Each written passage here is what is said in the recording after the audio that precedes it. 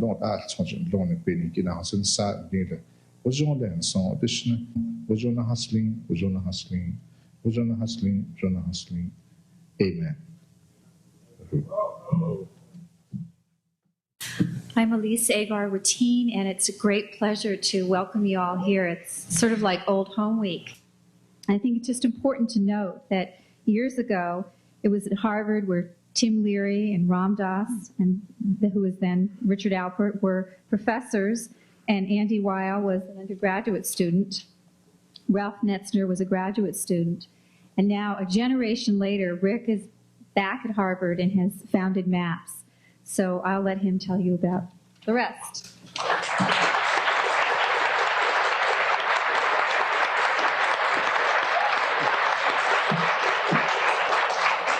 What I think most of us share is a need to find some way to integrate the experiences that we've either read about or had ourselves into our culture. And I think we stand at a crossroads, which is why this was the time that this benefit was organized, because we have now an increasing knowledge base, both physiological about the relative safeties of the drugs such as LSD, MDMA. We have an enormous knowledge base, which was what this first panel is about other cultures. And it seems that there is an increasing need for people to connect to experiences of wholeness, experiences of healing. And by having all of this driven underground the way the war on drugs is tending to do, I think that we really are harming ourselves more so than helping ourselves. I do think it is always worth coming together as part of our family and maintaining the light during these dark ages. But I think it is important to realize that the climate beyond this room is incredibly hostile to these substances, which are still, by most Americans, put in the same category with heroin, as seen as being extremely dangerous medically, psychologically, and in some ways accurately perceived as being threats to society and the values of conventional society.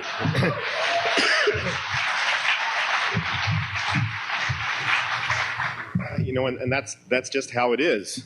When in my undergraduate time at Harvard, I had the good fortune to stumble into the Harvard Botanical Museum and the domain of Richard Evans Schultes, which is where I spent most of my time as an undergraduate.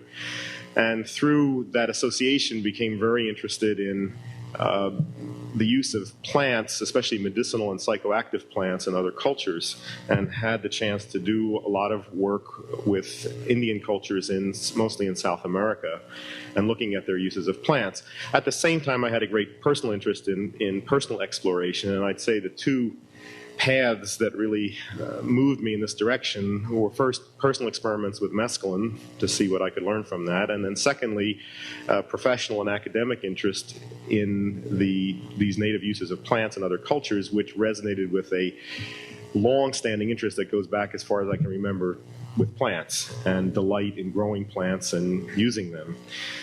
The time that I spent in South America, and through the botanical studies as well, convinced me that plants that alter consciousness have always been held in very special regard by human beings. And just to give you one idea of how important they have been in human culture, I find it very interesting that all of the major drug plants, marijuana, opium poppies, coca leaves, with all of these, we do not know the botanical history of them because we cannot find examples of truly wild forms of these plants. One way that botanists discover how plants evolved is to find what they call wild populations. Wild, as used by botanists, does not mean the way we use it normally. Most of what we call wild plants are plants that have escaped from human cultivation. Truly wild plants in the botanical sense mean that they have never had any human influence. In the case of these major drug plants, they have been domesticated for so long that wild populations have disappeared or can't be identified. In fact, the evidence suggests that these are the first plants that human beings domesticated, before food plants. And that, to me, that botanical fact says really all you need to know about human involvement with substances that change consciousness and what an important role they have played in human society and human life. I have written extensively and talk extensively about what I see as a great mistake that our culture has made in identifying plants in nature that have interesting effects on us, whether on our minds or bodies or both, and then trying to identify and isolate the single chemical compounds that are most responsible for those effects and make them available in pure form or synthetic form or with molecular variations of them that are even more powerful in their effects, and then making these available to people.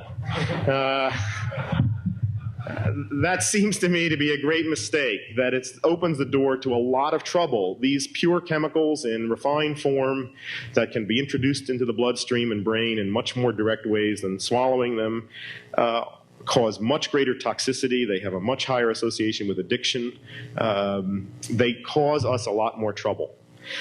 One of the great differences between traditional cultures that use psychoactive substances and us is their sense of respect for the plant as a whole. They may play with that plant, change its mechanical form, prepare it in ways that make it easier to take or enhance its effect, but they don't tamper with the constituents of it. And they don't take single elements out and refine those and make them available in pure form. That's one of the ways that they reduce the chance that these substances will cause trouble in their life. Through the years, through the centuries, the Native American church, we used this holy herb. It goes back way back in the history. It keeps a family together. And through the teaching of the Native American church, we try to keep the family together, the roots, where we come from. And I think if this was practiced in American society, I think the people would be better off. I think they would have respect for their being and their children and where they come from, their roots. A lot of times people don't know where they're coming from. They're just people. They don't care about one another. They're just out for themselves. And I think that the more of this, it's gonna ruin, the world. And that's how we use this holy herb, the peyote. And to me, it's good. It brings us good teaching. It brings us good teaching. And that's why, I don't call it a drug, because it makes me understand all these elements, So we have a lot of respect for nature. And because we live and we're part of nature. A lot of people, they say that the Indian people, they pray to the fire or to the water. No. We're praying with it, as an object, because we're part of that. That's the way, the Holy Spirit put us here. So I wanted to tell you, how we use this Native American church, the Holy Sacrament.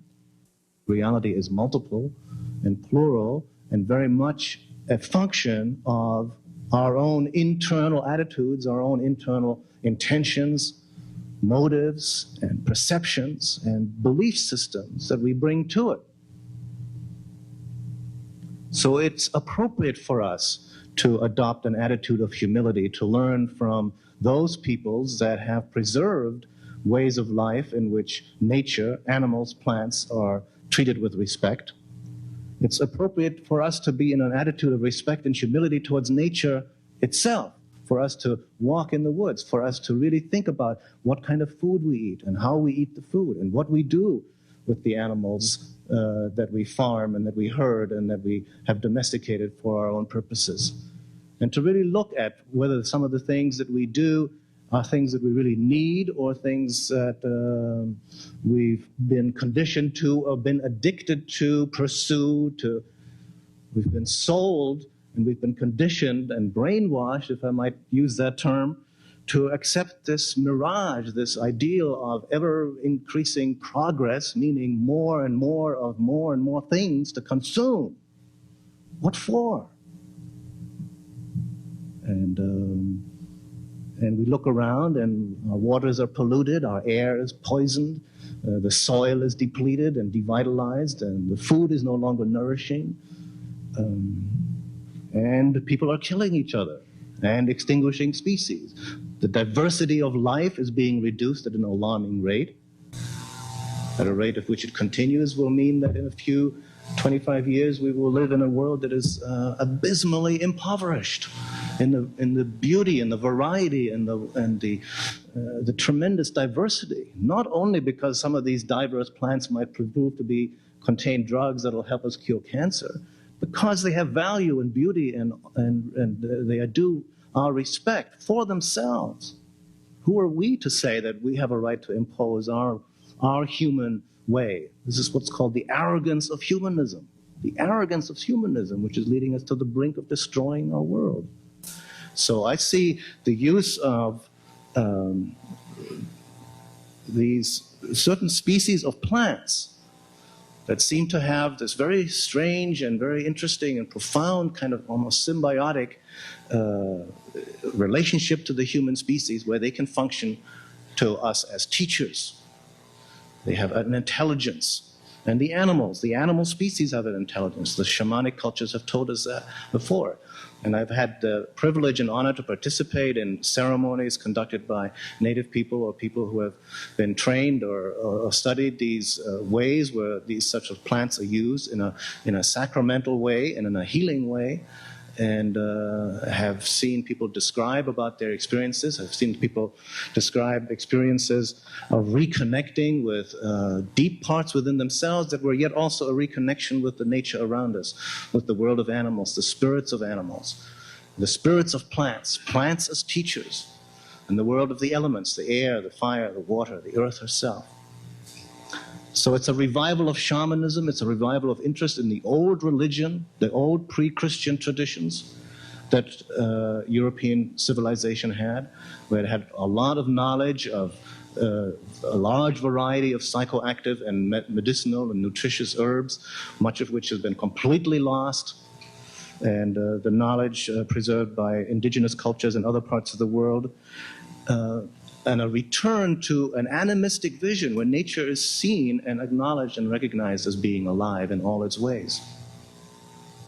And then the events that happened in 1989, the last half of the year, last quarter of the year in Eastern Europe, and then subsequently in South Africa and so forth, and in Russia, particularly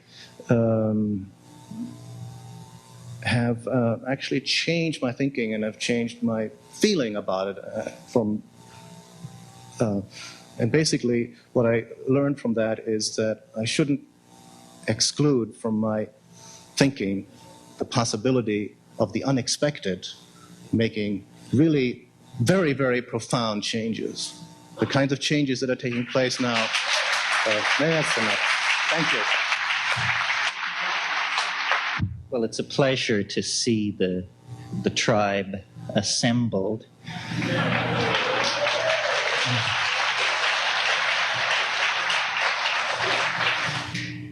You know, when we look at our own psychedelic experience, it seems so personally huge that it's very hard to place it in the context of hundreds of thousands of such experiences. But when we do that, when we look at the medical research that was carried on until it was suppressed some 20 years ago, the feeling that you come away with is psychedelics dissolve boundaries. This is what they do. They dissolve boundaries at every level. They dissolve boundaries between the conscious mind and the unconscious mind, between men and women, between various societies and points of view.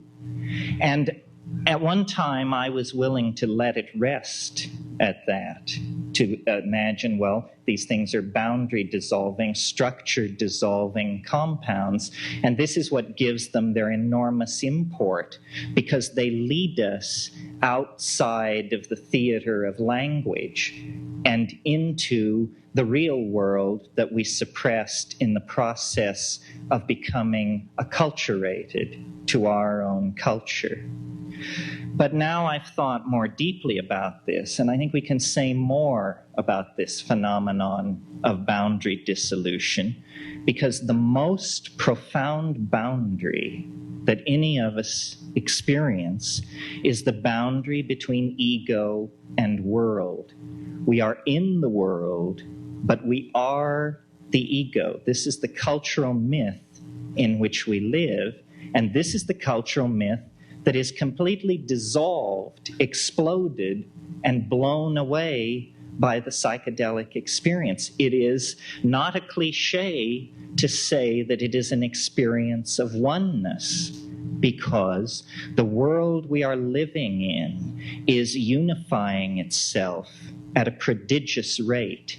And this is not the will of institutions. Andy made reference to what a con this drug war is, because it's making so much money for so many people. The chief function of institutions appears to be to retard progress and to keep their criminal enterprises bubbling merrily along on the side.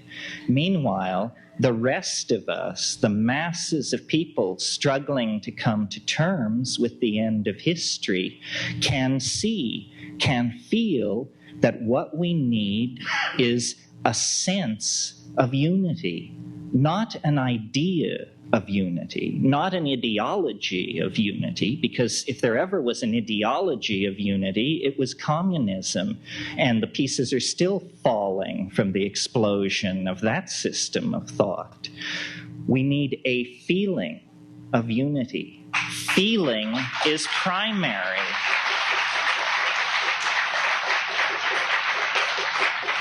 So it doesn't come out of intellectual exhortation. It comes out of a personal act of courage made by the individual, an act of courage which involves surrender.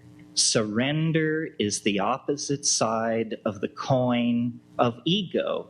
The central issue of our times is our inability to surrender to what we know is right. We have the ability to feed the hungry. We have the ability to educate our children, to clean up our environment, to eliminate sexism, to eliminate racism. The question is, can we change our minds fast enough? Not can we change our minds, but can we change them fast enough? The momentum of the institutions that were created out of the collapse of medieval society has become so great, the momentum toward a lethal conclusion, that if we don't act quickly to pull ourselves out of this power dive, eventually the political will, the resources, even the infrastructure will not be there to support this kind of a reorienting of our thinking. I believe in psychedelics because I've seen them work. That's the main thing. They are operationally effective. Psychoanalysis, yoga, this is all very fine if you have worlds enough and time, but we don't. If you stake your self-identity on the aggrandizement of a single atom of humanity, which you call yourself, then what hope is there for creating a coherent communal future?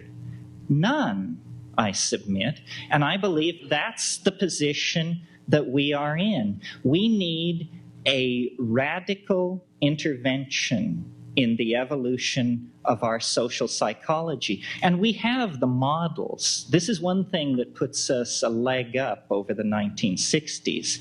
They didn't realize, not enough people realized, that this was not something new. This was something old. That shamanism, psychedelic shamanism, is how religion was practiced for the first 1,000,000 years. And if there is to be any future for our species, it's how it's going to be practiced from here on out. We have to overcome male dominance, institutional dominance, suppression of the feminine, suppression of females, worship of technology. All of these things arise out of a projection of energy away from the authentic, toward the ephemeral, toward the fleeting. You know, it's all flowing anyway. There's somebody here who said, be here now. This notion that the quality, the primacy of experience is the centerpiece of being. Not regret, not plans, not projections, but the primacy of the felt experience of the moment. If we stick with that, we not only gain a kind of authenticity for ourselves, but we open a space for dialogue where the frightened, the truly ego-sick, the institutional junkies, the truly traumatized can then feel, well, here is an area where perhaps I can feel safe. Here is an area where I can perhaps take a chance on changing my mind. And this is not an exhortation to a political movement. The mind that it is most important to change is our own, each of us, by ourselves. So I think, you know, it's wonderful that psychedelic use is spreading, because each person who is touched by it is brought back into the authentic community of being. But it's also very important that we who are psychedelic remain psychedelic, deepen the psychedelic commitment, and carry it forward, because after all, we're the yeast that could make the bread rise. And then there would be bread for everyone. Thank you.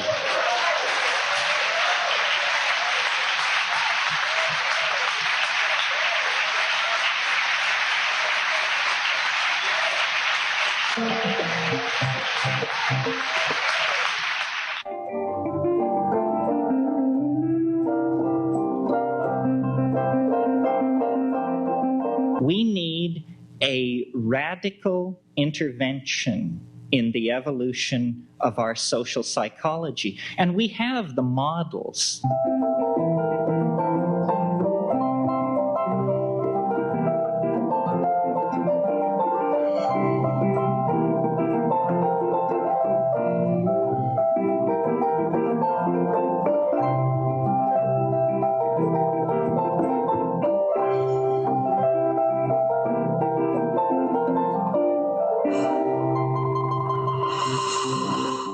Could we be here, or would we be here in this moment of exaltation and sense of positive growth if we had not had in the last 6 months probably the 6 most glorious months in human history?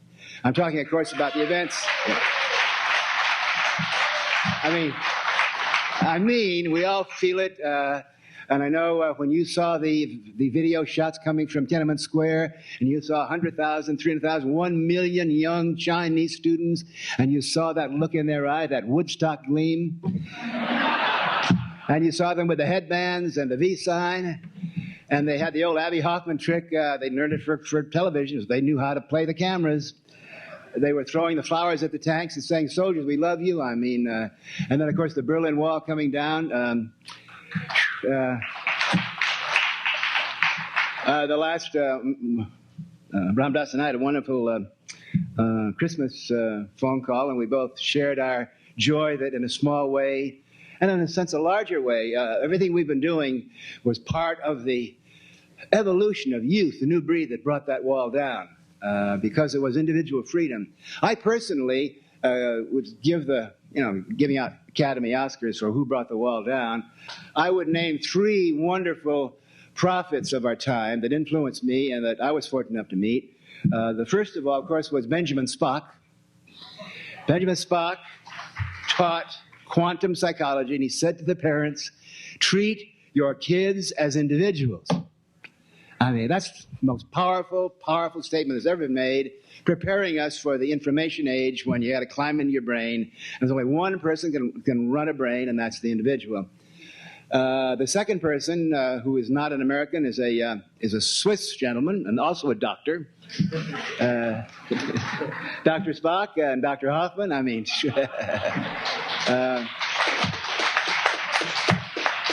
although he's one of the great organic chemists of our time, we all know that he is a very deeply cultured man with a deep roots in the tradition of German and Swiss and European mysticism, so that he just didn't happen to ride that funny bicycle home that day and think it was a psychiatric episode. I mean, he'd seen the guidebooks. He knew what was going on. And a third, who's the third person I'm going to mention? The third doctor, Marshall McLuhan. Because, number one, Marshall McLuhan was always a strong supporter of the psychedelic movement in this country in the 60s. He actually told me, it was his, I get the credit, but it was his script by him. He told me the words that turn out, to be the American translation of Glasnost and Perestroika. He said, "Timothy, tell him, turn on, tune in, and drop out." Think about it. Now, it's no news to you, there's a war on drugs out there.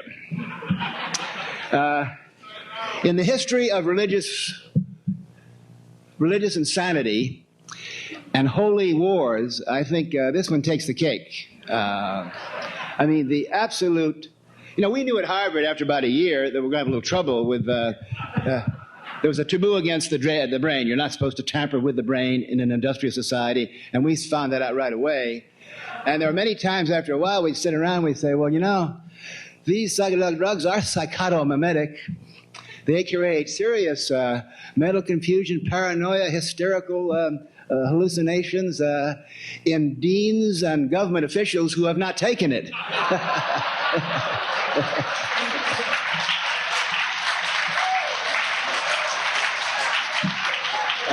One thing that's true, of course, in a war, there's no more, it's all propaganda. And the one weapon we have, and we're going to talk about what's going to happen. By the way, my script is very positive. I mean, evolution didn't work for 2 billion years to create the human brain with its wonderful receptor sites to let people like Czar Bennett and his ilk stop it all.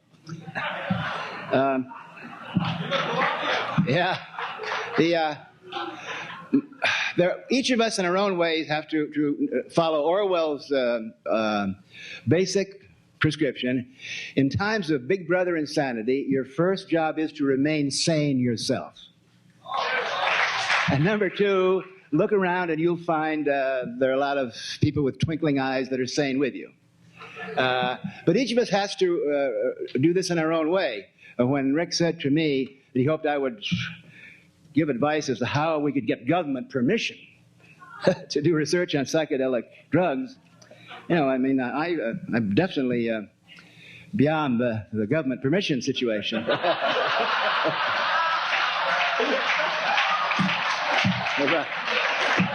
I mean, like several hundred million East Europeans fuck the government. I mean, let's go on for them. But also, one way I found to get common sense. Common sense is so important. I'll give you 3 little common sense things you can do. I was on a radio program talking to someone in Mississippi, Alabama, and somebody talking about marijuana. You know, they say marijuana kills, and I said, you know, marijuana is really not very dangerous. It's the least dangerous thing around. And this old farm guy says that, well, I'd like to talk to you, Dr. Larry. He said, you say that marijuana is not dangerous. It seriously injured my son, Billy. I said, oh, gee, I'm sorry. What happened to Billy? He said, well, the damn fool went out of the barn and made a mistake, and half a ton of it landed on his arm.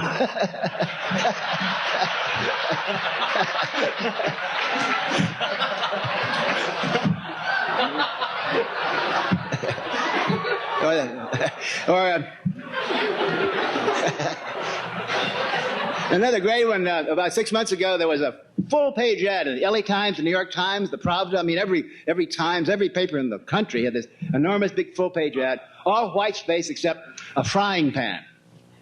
And in the frying pan is a frying egg, and it says, this is your brain on drugs. So there's always a counterculture. There's always the underground. It happened in the Soviet Union. It's happening here. I got about 5 copies of another advertisement.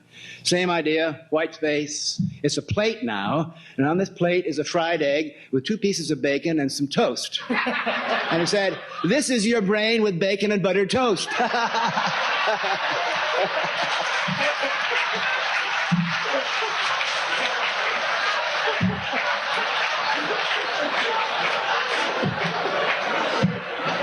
That's just common sense.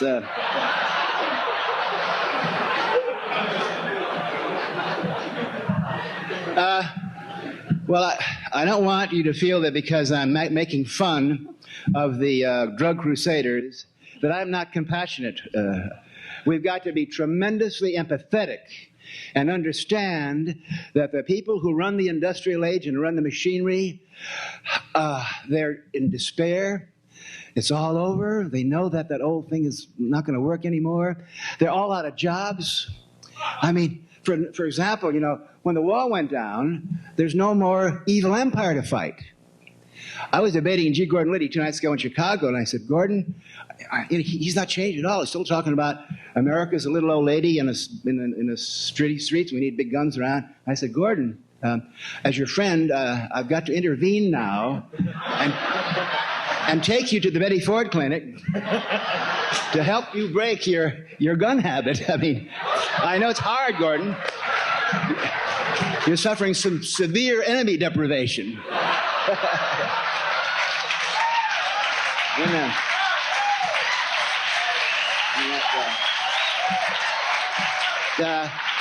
What's going to happen in the next 4 or 5 years, the advanced underground psychedelic counterculture of the computer software industry, many of whom are in this room right now, are producing something called artificial reality gear, virtual reality gear. I call it electronic software, WAR. These are suits. You climb into a computer, you know about it, you put your goggles on, but the goggles are screens, and then you produce any kind of, you create any reality you want. Like, shall we meet for lunch? Shall we meet in Taj Mahal? Do you want to meet in the ski slope at San Moritz? What do you got in your San Moritz file? No, how about try this? See, we're going to be living, inhabiting, traveling in artificial reality. The very concept, artificial reality. I mean, isn't that thrilling? I know a lot of people don't like the word artificial. A lot of people think that, a lot of people tell me drugs are artificial. I said, you mean marijuana has been around for 20,000 years? You call that artificial? All right, the artificial reality gear is going to hook up with the psychedelic brain. Now, the question here is, what would I have done differently?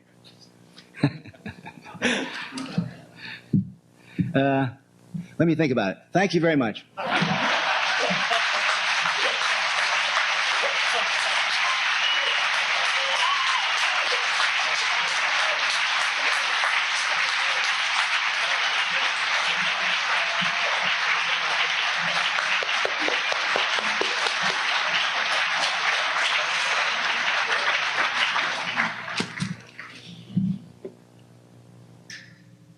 See, that's what moved into the office next door to me at Harvard when I was... I mean, I was really trying to be what my mother wanted. But what chance did I have? I mean, he just...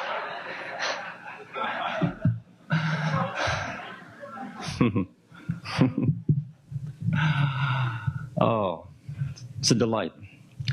And I really want to honor Timothy. Timothy was a person who took me out of a fate worse than death, which was being a successful citizen. And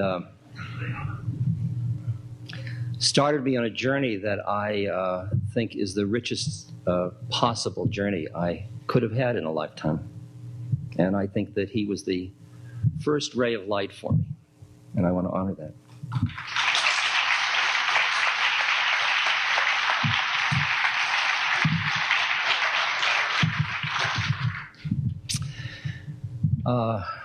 I just want to add my voice by saying that this week in Congress, in a joint session of Congress, the new president of Czechoslovakia said, "Without a global revolution in the sphere of human consciousness, nothing will change for the better in the sphere of our being."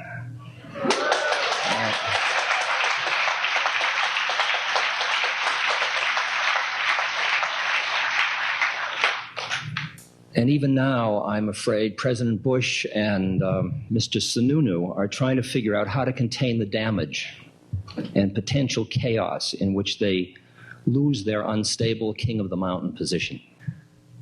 But it is clear now that a historically irreversible process has started. And that's exactly what happened in the 60s. A historically irreversible process started. It didn't really start there, as Tim pointed out. It goes way back in all of human history.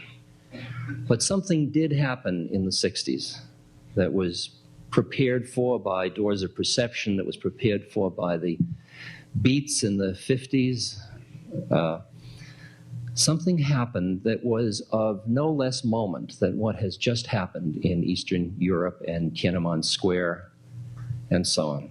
And we are all now cleaning up after it, not in a negative sense, but figuring out what to do with the fact that it happened. And we can hardly understand the implications of what it means in our lives. And we are sitting here often feeling like we are the downtrodden. And it's quite the reverse. We have figured out how it happened. And now, as people on the platform have said in the earlier panel, now it's up to each individual, one of us. The way Gandhi said, "My life is my message." Now the way each of us lives makes a statement that it did work, that it did happen. I can't really any longer be frightened of the dragons of government. I can't really, because I see how ephemeral and how paper tigerish they are. And I feel the fear in the culture. And I feel that what's required of us, it's interesting. I find myself in a funny position today because I'm caught between Rick's desire for us to put forward a good face, to be responsible researchers, to play a part in the game of Western science. And I'm also, on the other side, seeing that what has happened is far more profound than that. And that what we are doing now is trying to find a way to bring more people along through trying to legitimize our game in society. But the underground process in which psychedelics have continued to be used in the society and have come into mainstream consciousness, that goes on independent of whether we lose or win on the front we're talking about in research.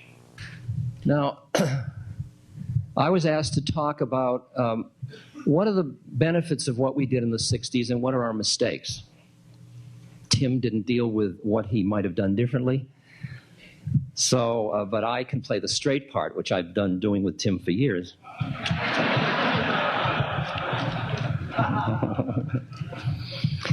Here are the things that happened as I can see it from what started in that period. First of all, the culture broke out of the psychotomimetic model of using chemicals. That up until then, in this society, primarily these chemicals were considered psychosis-inducing and under the control of the psychiatric establishment. These chemicals started to be seen, these herbs and plants started to be seen as sacraments, as they are used in other societies. They were used for creative purposes, and the therapeutic possibilities started to become apparent. The chemicals in the early 60s among the 15 to 25-year-olds became a rite of passage, which was shown in the Woodstock moment. In a culture very sadly lacking in rites of passage, where there is a lot of confusion about shift from childhood to maturity. That period made us clear that it wasn't just the chemical you ingested, but it was the set and setting. And here, of course, the traditions like the American Indian and the shamanic traditions, we knew all that, but we never listened to it. After I started with psychedelics, suddenly books that I had passed on the bookshelf saying what a bunch of rot suddenly became the most treasured volumes for me.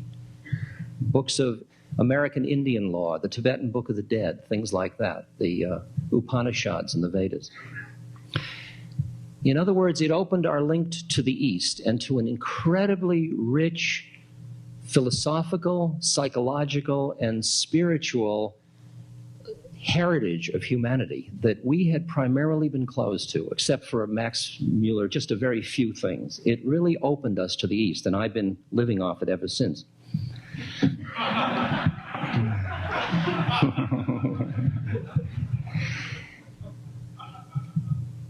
And partly the way it did that was because the chemicals in the psychedelics allowed us to override our habits of thinking.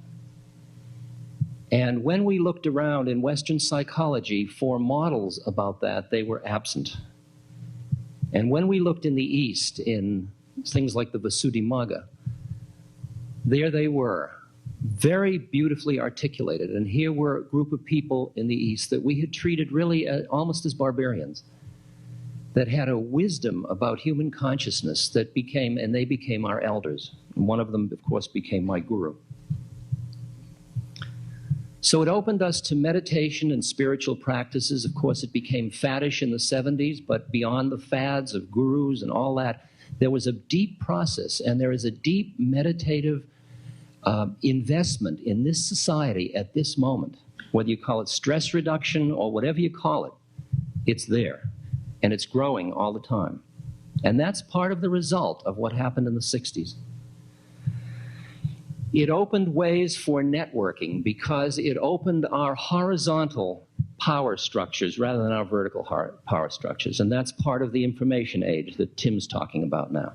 In a way, it was a precursor of that in allowing us to see vertical institutions as much more ephemeral.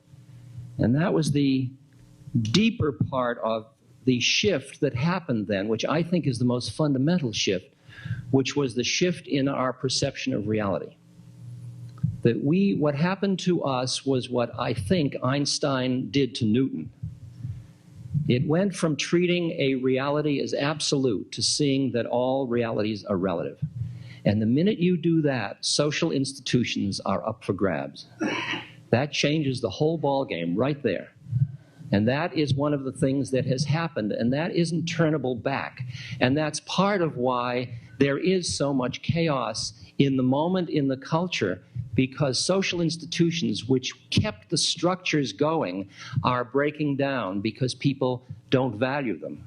In Boston, when I was growing up, on Sunday you went to church. Now on Sunday you go to the shopping mall. That's a difference in values. Family structures broke down. And we don't have to say values, we just have to look at change. And the question is, who rides with change and who gets frightened and tries to grab at the old history? And this is a moment when changing from absolute reality to relative reality is a tremendous opportunity for growth, and it has a lot of scariness to it. But that's part of what our work is. That shift of reality started to spread into the world through minstrels like Bob Dylan and like the Jefferson Airplane and the Grateful Dead and Rolling Stones and Big Brother and on and on. And it's gotten so far now, I'll tell you how far it's gotten, that if I speak now in the Middle West, which I'll be doing in a few weeks when I'm on tour, if I speak in a relatively medium-sized city, I can look at an audience in which 70 to 80% of the audience has never taken psychedelics, they have never read Eastern literature, they've never been to the East. And I can say exactly the same things I said in 1965 or 70, which then were heard by an audience of a few people between 15 and 25, and that audience is going, yes. The audience in the Midwest is saying, yeah, we hear you. Now, how do they hear us? What happened? How did those values get inculcated into the culture? I think because you can't see it, you don't think it exists. But then when you get these little clues around the edge, you begin to see the profundity of what the social changes that were wrought at that point in the 60s. The Grateful Dead now is a major religious ritual, and it's on its way up.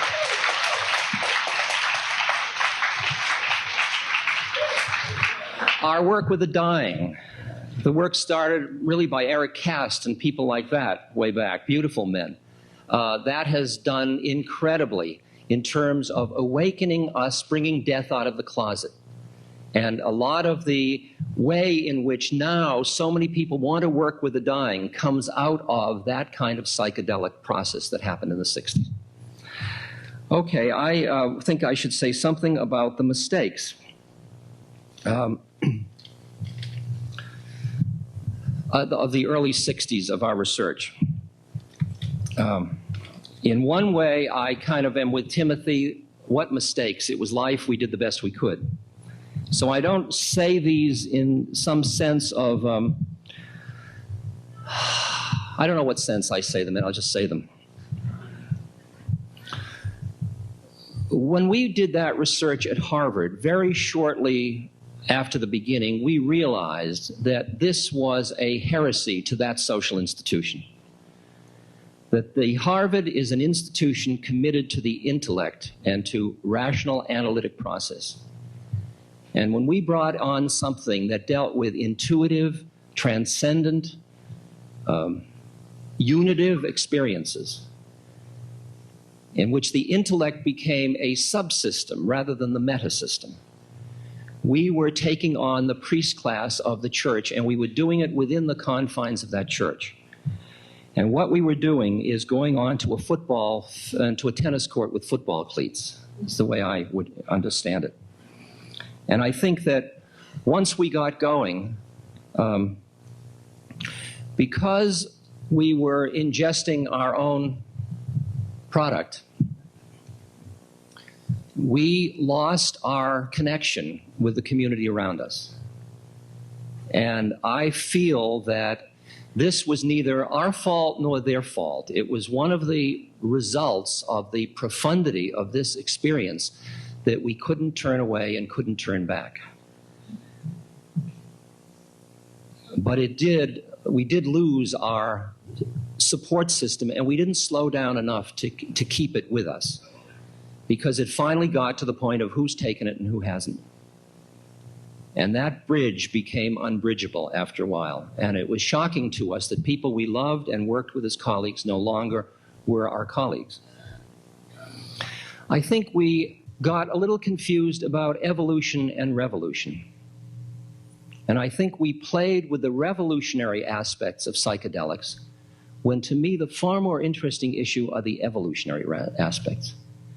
And I think that had we been more evolved in our wisdom and not feeling we were inventing the wheel all over again, we would have had an appreciation of what the fears were of the society and how to work with those fears rather than just pitting ourselves against them. I don't think the way we did it was the only way it could have been done. I think we were over-enthusiastic about how easy behavior change would be. When I look at many of my friends that I took acid with in the 60s, I see that there's been a lot of work they've done, but there's a lot yet to do. And I remember Tim and I had a chart on the wall of how soon everybody would get enlightened.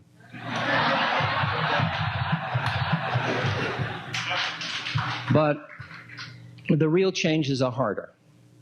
I think we downplayed the fact that the psychedelic experience isn't necessarily for everybody, and that people intuitively can be trusted. We did say this in Politics of Consciousness. We said people must control their own consciousness, and all we have a right to do is educate people as to what the issues are and where you can go and what to be careful of and what to be aware of. And I think that we were somewhat insensitive to the issues of the people that weren't really ready to handle this. On my personal era, in view of the fear people have of their children, for their children, and of their children now, was in giving psychedelics to undergraduates. That started a chain, and I did that for many reasons. Sexual was not excluded. Now,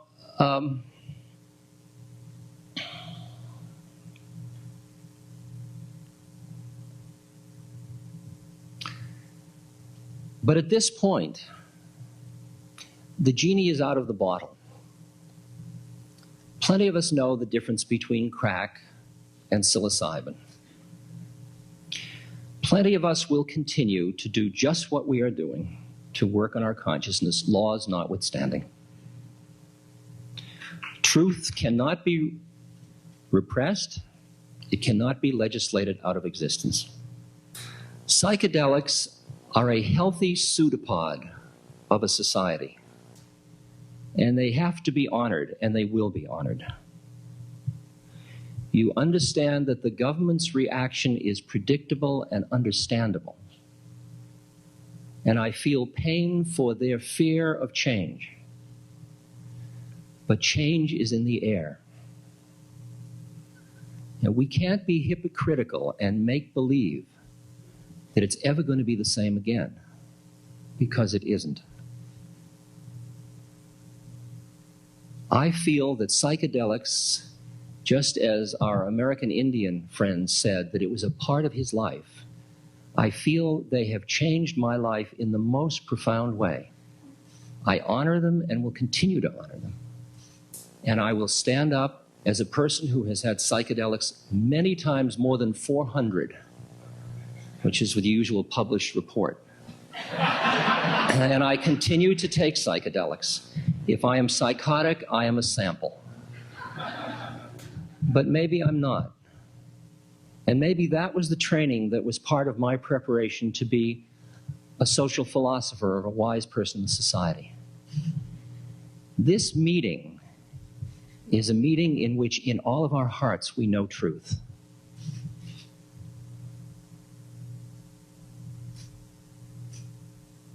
How it will manifest outward depends on our commitment to our own truth. Now, as we face the ecological issues of the times, the political issues of the times, change and potential chaos, people that have already dealt with that chaos of mind psychedelically will be there to lend this culture strength and equanimity in the face of uncertainty. Thank you.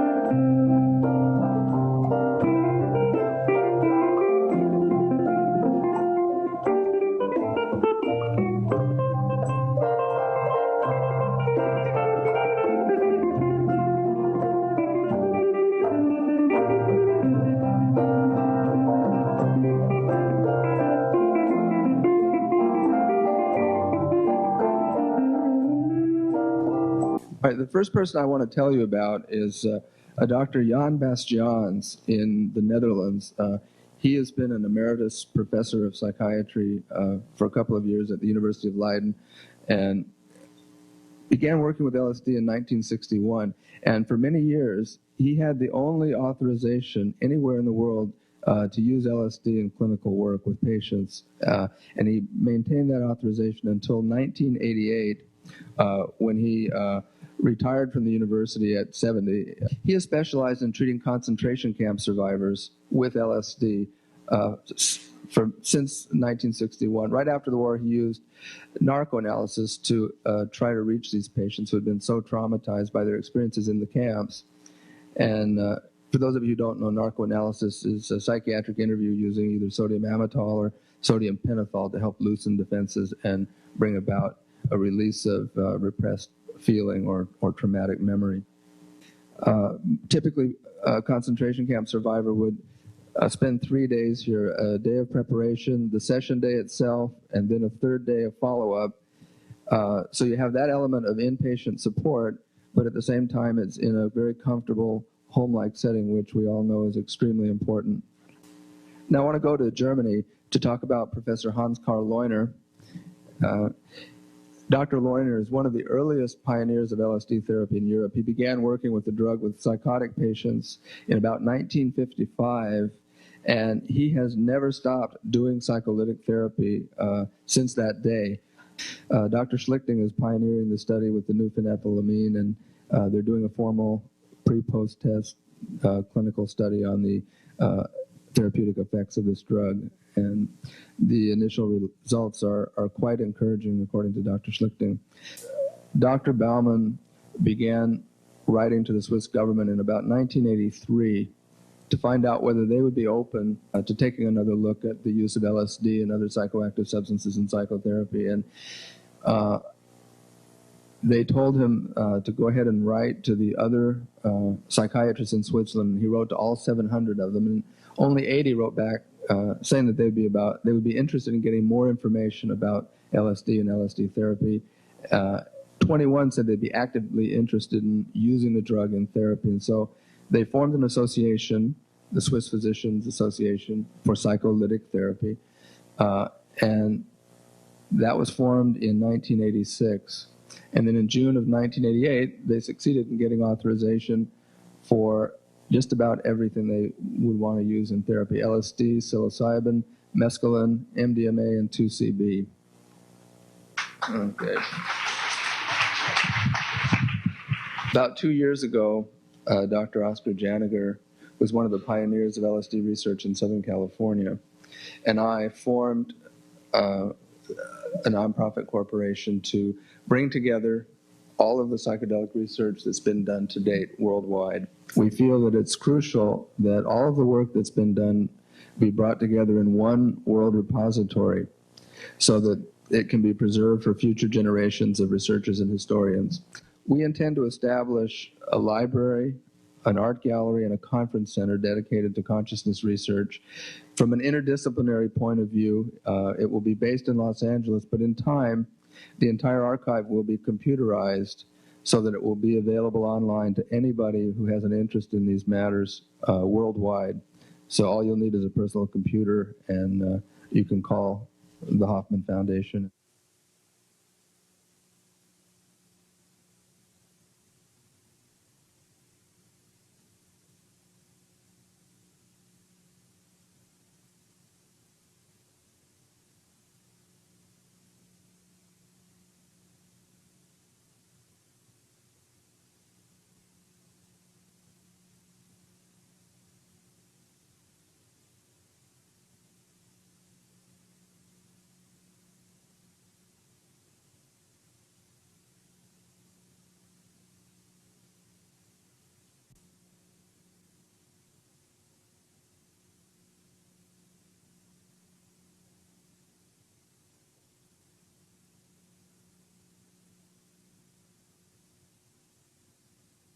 Been known to disagree even with things I didn't disagree with.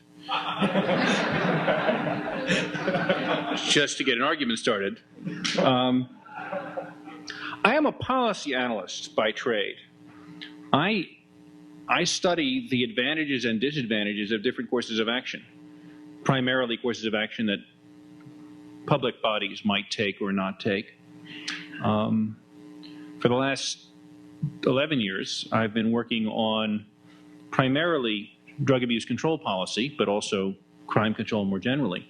I look at the cost side of drug use. I look at the disease and violence that are associated with, under some circumstances, associated with the use and the distribution of both licit and illicit drugs.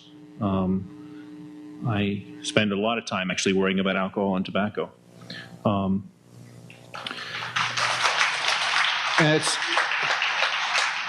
It is peculiar that alcohol and tobacco are the only two drugs I'm allowed to denounce in this audience, and be sure of a warm welcome.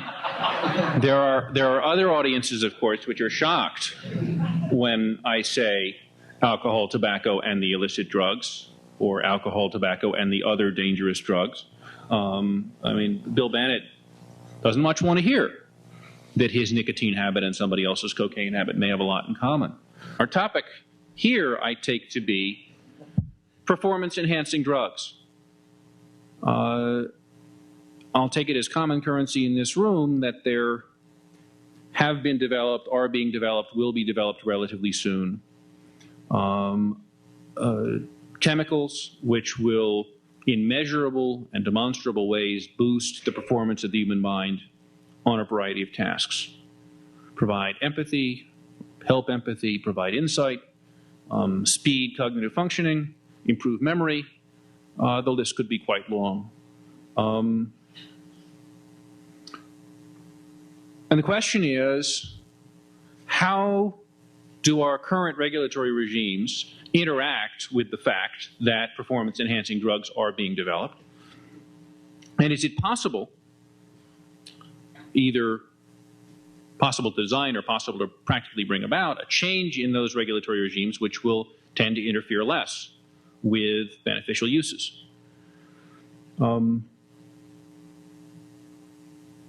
One of the problems, as we've seen at least since the early 60s, with the development of performance-enhancing drugs, is that in a society whose dominant images and modes of drug use are quantitative and therefore naturally excessive, in such a society, any performance-enhancing drug that is developed will be used recreationally and quantitatively with disastrous effects for some of the people involved. They will either not know in advance that they're going to have bad results, or they will continue to labor under the illusion that they're having good results when it doesn't look like that way to the people around them. If we could get this society to define excess rather than drugs as the enemy to be made war on, we would have made great progress.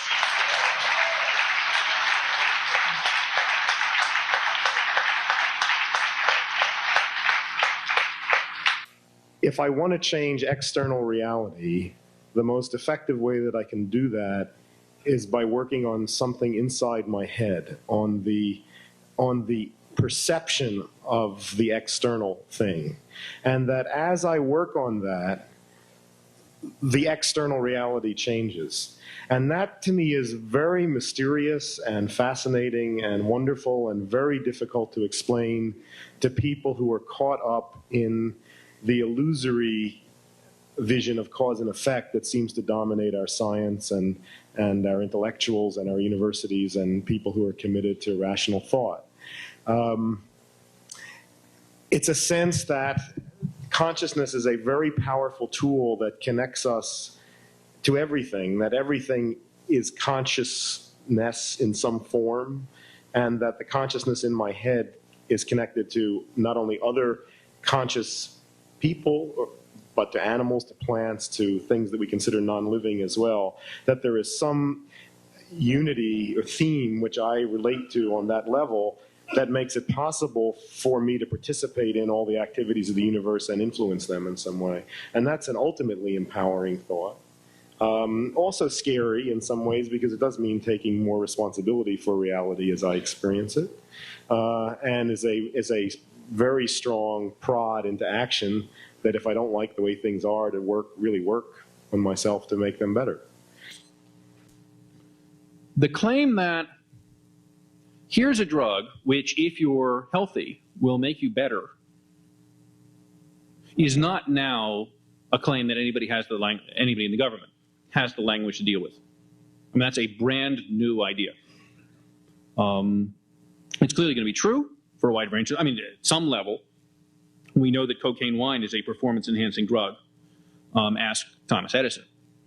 So the question is not providing evidence that for some people there are performance-enhancing drugs. The question is convincing people that the regulatory regime we had can be adapted or ought to be adapted to meet that problem.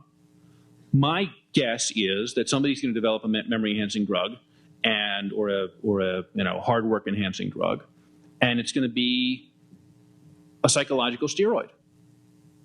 That you're going to have underground distribution of it. You're going to have relentless quantitative excess of it. You're going to have people genuinely burning themselves out on it. And we're going to just relive the 60s again.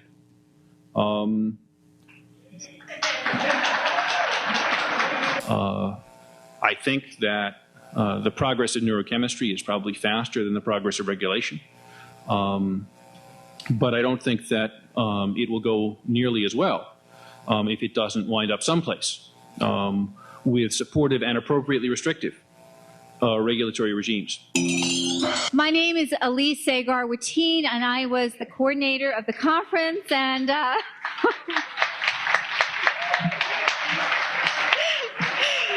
it's really nice that you're applauding me, especially if you were here this afternoon and we're part of the crisis we had. But I appreciate those people who were here this afternoon were able to bear with us because the hotel gave us quite a hard time about the number of people we had and the fire laws they have. So we've really had. I had dropped out of school in order to try to get permission from the Food and Drug Administration to do an experiment with MDMA with my grandmother. Well, I actually went to an experimental school and we made up a class called Doing Drugs with Grandma, which was about the struggle with the FDA. But basically, she had unipolar depression, and she had been unsuccessfully treated. She'd been in the hospital several times. She'd had electroshock therapy. She'd had every single conceivable drug, and for her life was really not very bearable. And with her doctors, with my family's permission, with some of the experts that are here today and people around the country, we prepared an application to the FDA asking for permission to explore the use of MDMA in the treatment of resistant unipolar depression. And I got back a letter saying that the application was refused because of this potential question of brain damage. Now, my grandmother at this time was like 78 years old. And people have been taking MDMA for 20, 25 years, and there's no sign of brain damage. And if it occurs a really long time. But they felt that they were in this role of trying to protect her from this brain damage. And I felt that my whole life had sort of been geared up to trying to help her, and it was not successful. And what I learned from that is that I would keep trying whatever way it took. And the woman at the Kennedy School said that was what made them decide to let me in, that they really felt that they should train a psychedelic activist with their limited resources. And that touched me quite a lot, that they would be willing to give me this chance.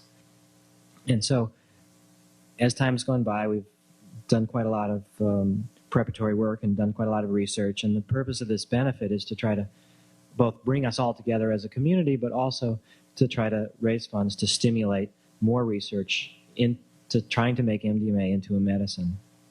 So for that, I'd just like to welcome you all here, and I'm so glad that you've decided to help in this endeavor. Most of you know, I'm sure, that MDMA is an abbreviation for 3,4-methylene dioxymethamphetamine. It's a psychoactive drug. It bears some similarities to stimulants, such as amphetamine, and some similarities to hallucinogens, such as mescaline. MDMA is sold on the street or in the underground under a number of names, but probably the most common one is ecstasy, which is perhaps a misnomer, but at any rate, that's what it's commonly called. MDMA is somewhat unique in that it's neither a hallucinogen, that is, it doesn't cause profound perceptual changes, nor is it a psychotomimetic. It doesn't make you act crazy and it doesn't make you feel crazy. What it does do is make you feel calm, and it helps you to get in touch with your feelings, and it gives you some insight perhaps into your emotional and psychological state. MDMA belongs to it's one of a number of amphetamine derivatives that are known to have long-term effects on those parts of the brain containing the neurotransmitter serotonin.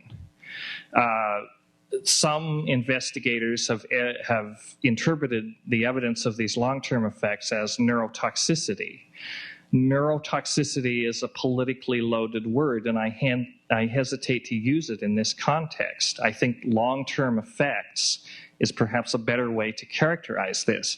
The other point that I think needs to be made is that almost all the data that we'll be talking about tonight is well established in animals, and all the studies, or practically nearly all of the studies that have been done on the long-term effects of MDMA have been done in animals. I see so often that substances, for example, and techniques that are not approved and that the regular medical authorities are not making money off of are condemned because people have direct access to them. An example is this cheap chemical called DMSO, which is very effective at reducing inflammation and treating things like bursitis, for example.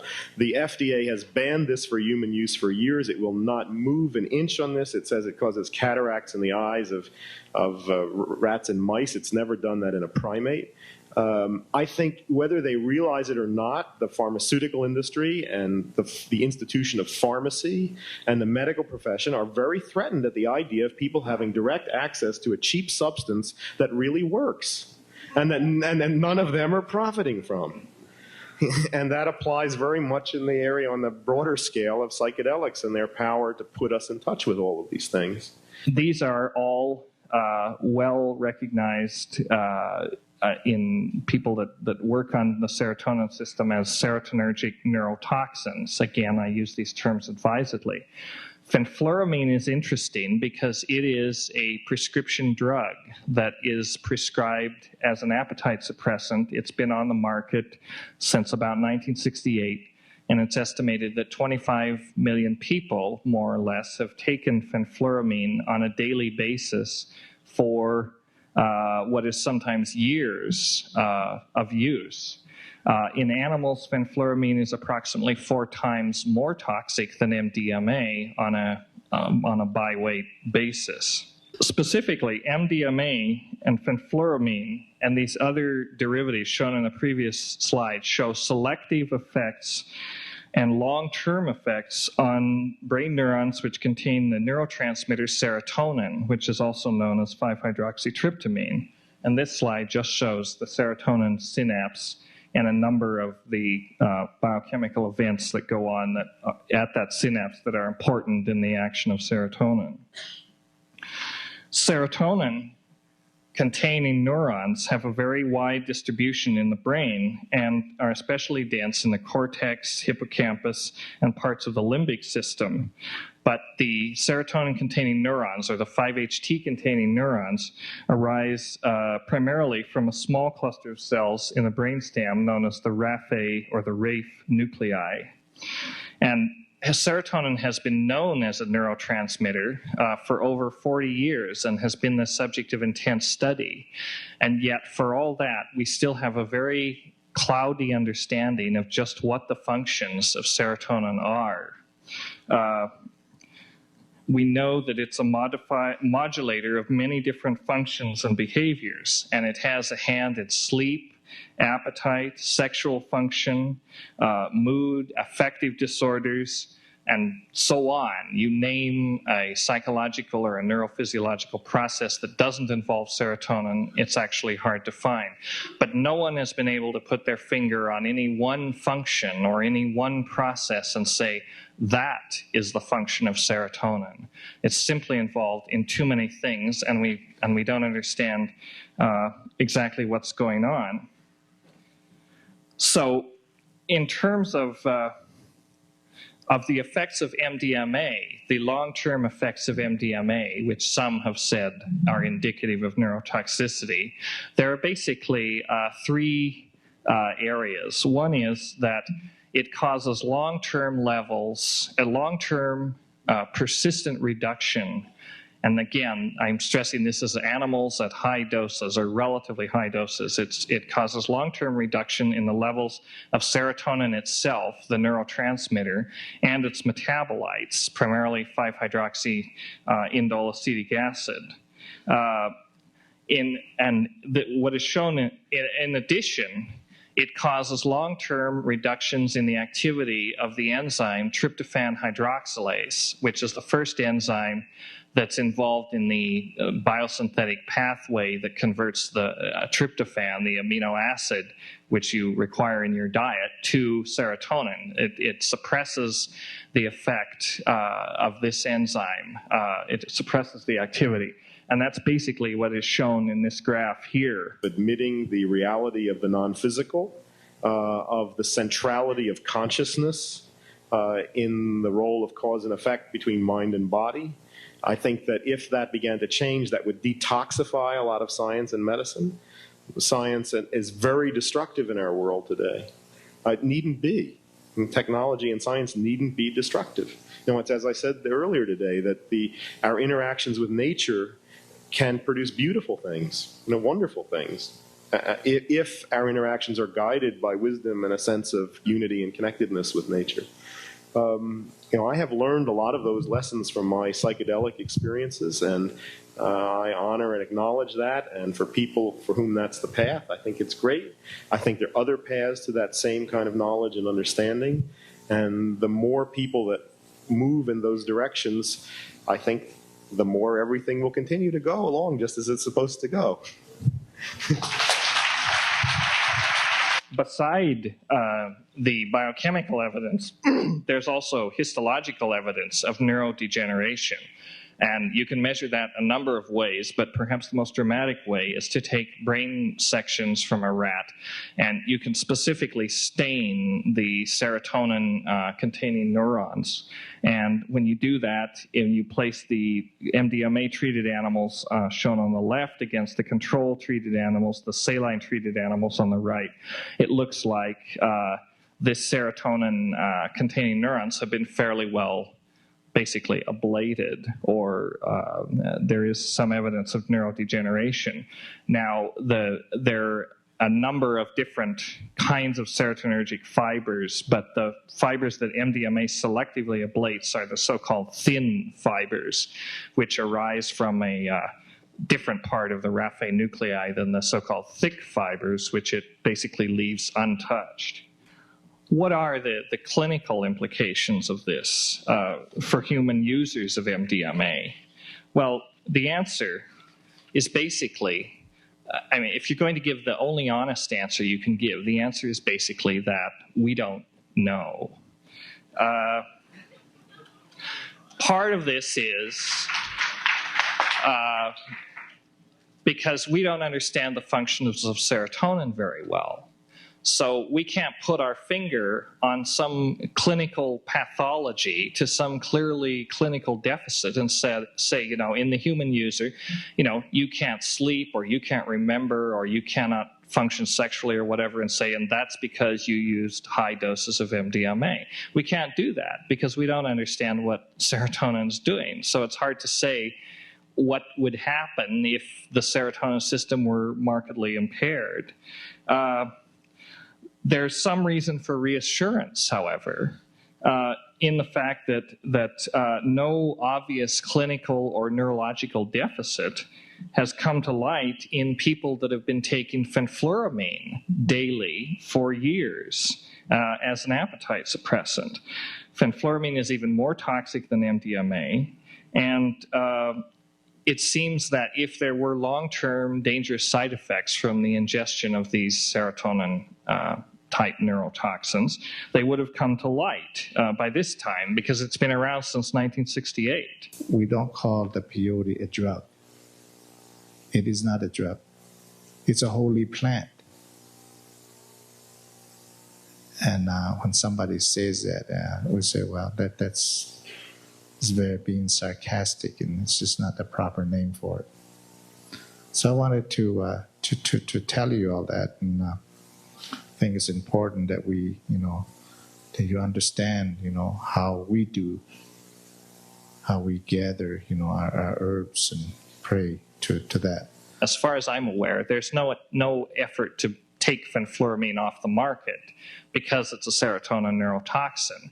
This may also be because it has a certain advocacy in the sense that the pharmaceutical company that manufactures it has a certain stake in seeing it remain on the market.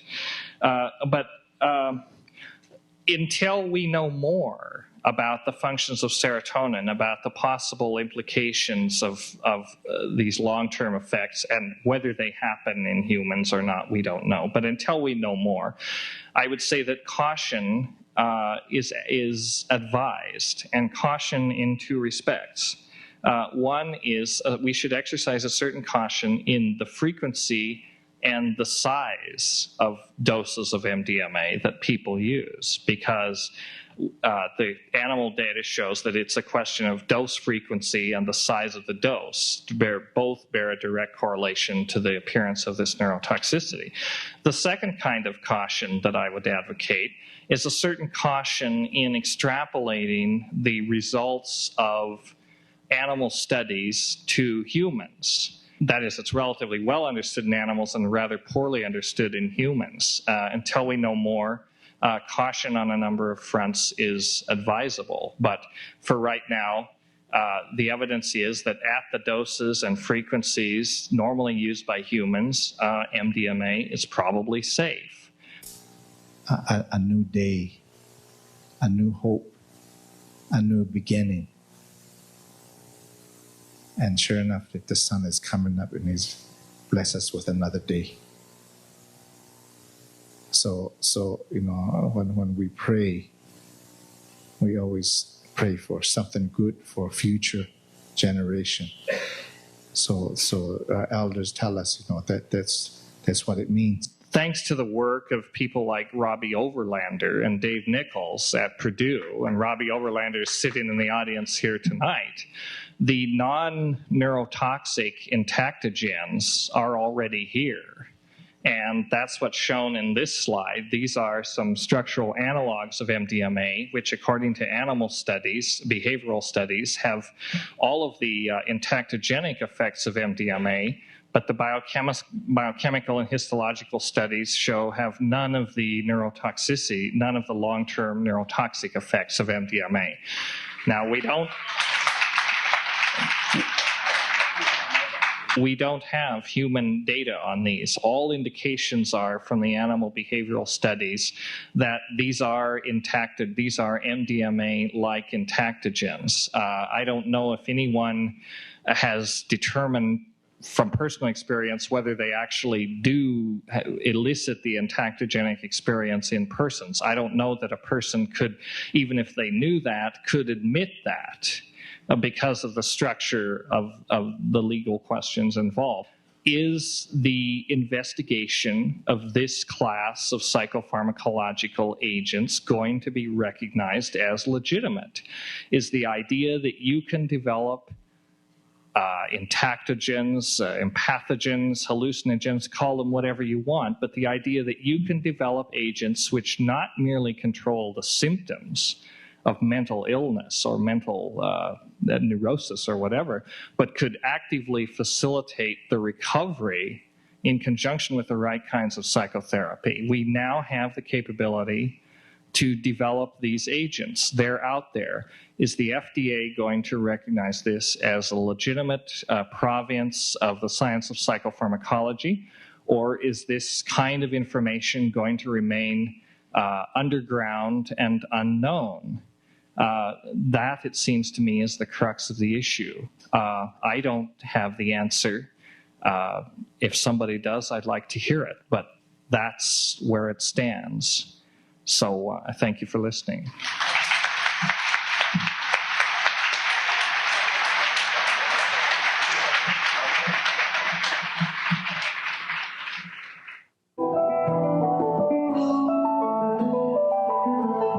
With Debbie Harlow and Doug McDonald and Lynn Watson, what we did was had an incredibly diverse team and tried to look at all the different social worlds of MDMA users, both therapeutically oriented and recreationally oriented, and I think the vast majority fall somewhere in between, and trying to find out more about the reasons for use, the meaning of use for these different groups of people, and what they saw as perceived benefits, risks, and their evolving use patterns around the drug, and really trying to look at the abuse potential question.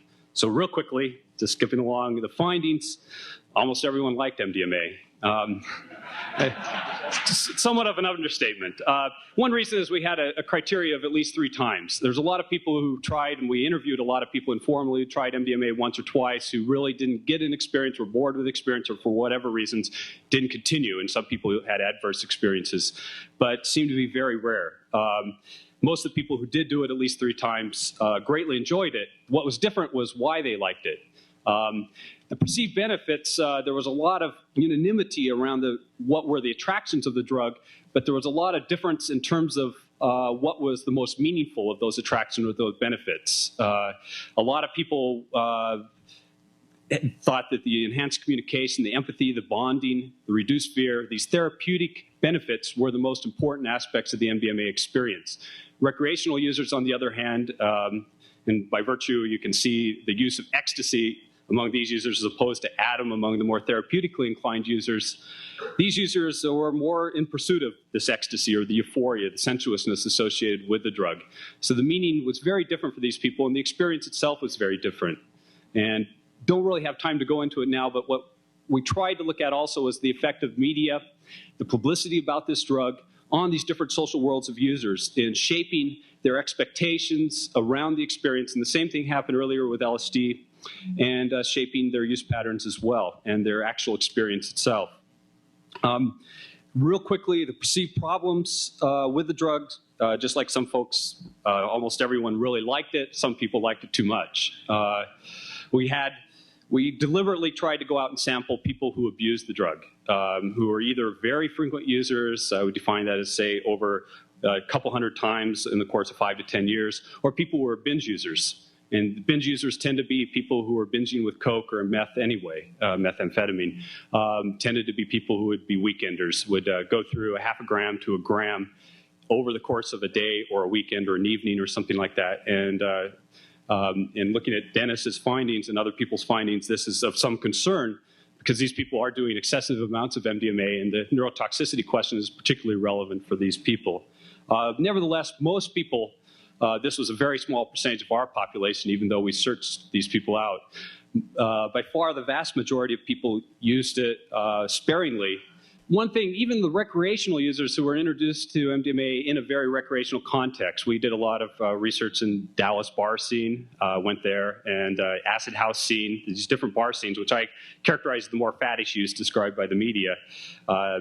Even these people often fortuitously, it sensed the therapeutic benefits, and a lot of them changed their perspective on MDMA to a more therapeutic outlook on it. And so almost everyone saw that it had therapeutic advantages, whether they were using it for that reason or not, whether they're using it more for recreational reasons. But definitely, almost everyone commented, even the most extreme recreational user, that they thought that MDMA, in terms of enhanced communication, closeness to others, the oneness, the empathy, were things that they experienced and they felt would be helpful to at least some people. In terms of the therapeutic potential of MDMA or other psychedelics, basically drugs that have potential for insight enhancement, There's been a real distrust on the part of the government, the public, psychiatrists, medicine in general, around these drugs. And one reason is that the scientific method is inadequate for evaluating the potential of these. Very difficult to prove psychotherapeutic drugs, insight-enhancing drugs, to really work in double-blind controlled experiments. It's possible, but difficult, and it's difficult to get real exact answers from it. And the result, what we're left with, is a bunch of pharmacological depressants for almost any type of mental disorder, whether it's ranging from neurosis to psychosis to terminal illness. All we have is, as David Nichols really eloquently declared, is that it's a harsh reality indeed that tells patients with emotional pain to suffer quietly, that they will not be helped except with drugs that dull the mind. And I would just close with arguing that there has to be some form of developing an informed consent for consenting adults to be able to have access to these drugs. And the most obvious case is something like terminal illness, but also for other types of, I would go beyond just psychological disorders, but for people that are knowledgeable about what the potential risks are of these drugs and also the potential benefits. I guess I'll close with that.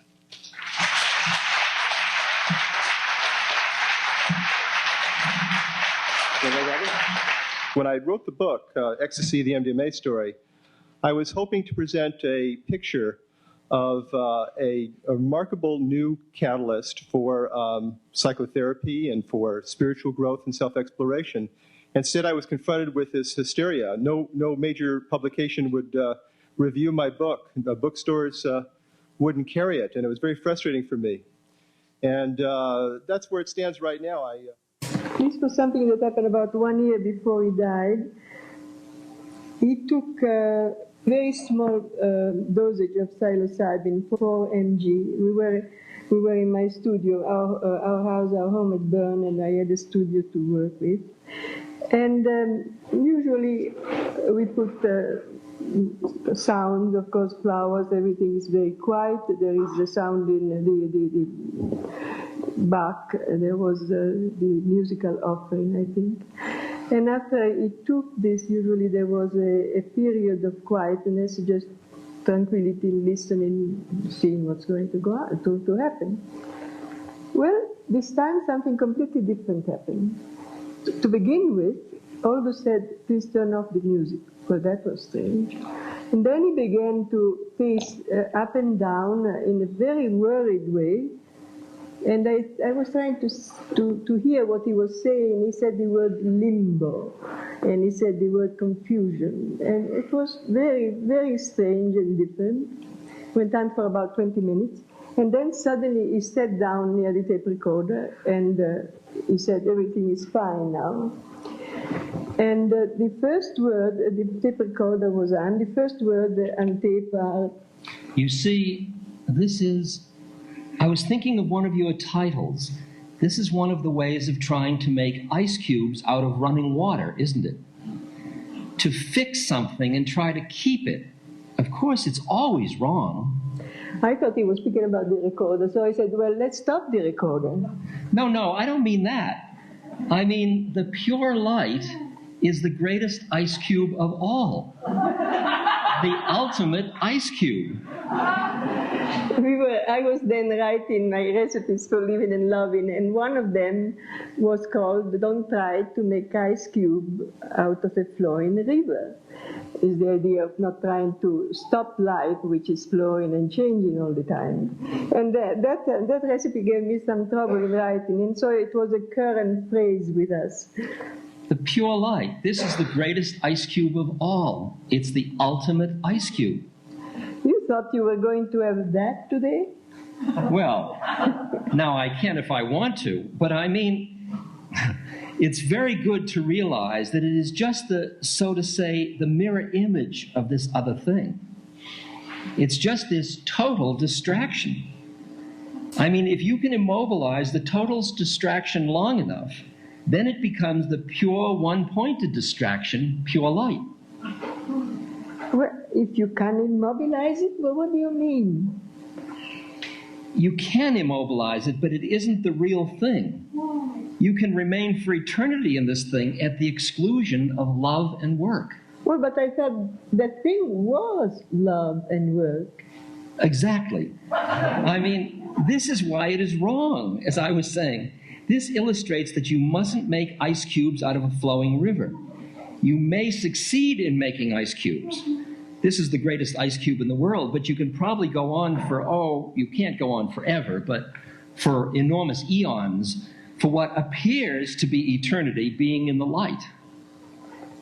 It completely denies the facts. It's morally wrong, and finally, of course, absolutely catastrophic. Absolutely catastrophic. Those words are said with such a profound conviction. But you have so many ideas. Obviously, this terribly hard skull has a hole in it somewhere.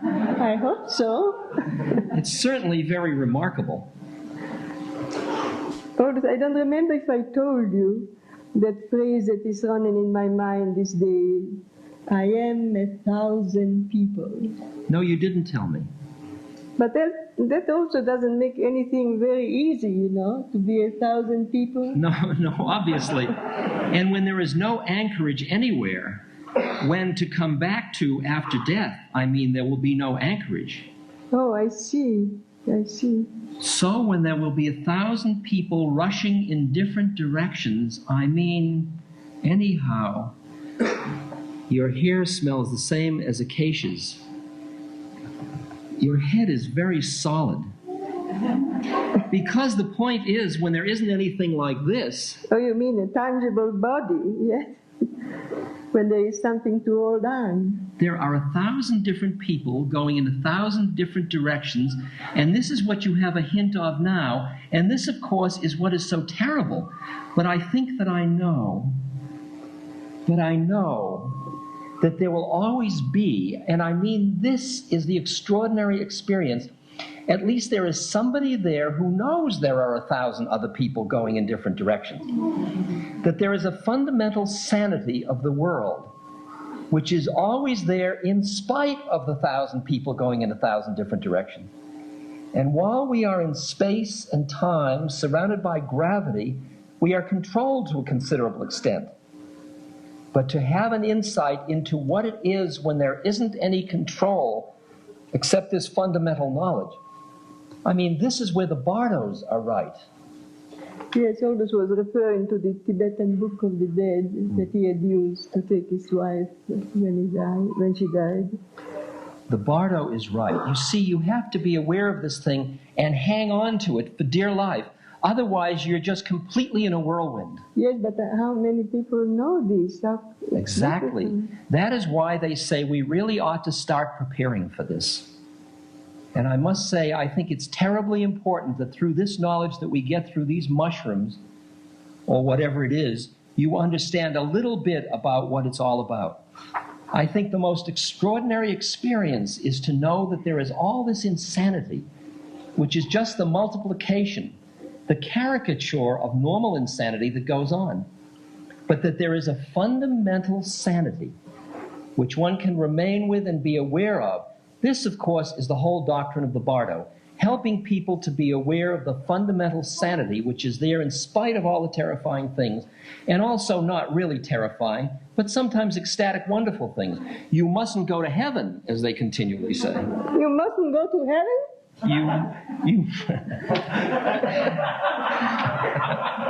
Okay, you're good. You mustn't go to heaven. It's just as dangerous. It's temporary. And somehow you want to hold on to the ultimate truth of things. The ultimate truth of things? Well, I mean the total light of the world. I suppose which is in the here and now we experience. It's, of course, the mind-body, but when you're released from the body, there has to be some experiential equivalent of the body. Something has to be held on to. I don't know.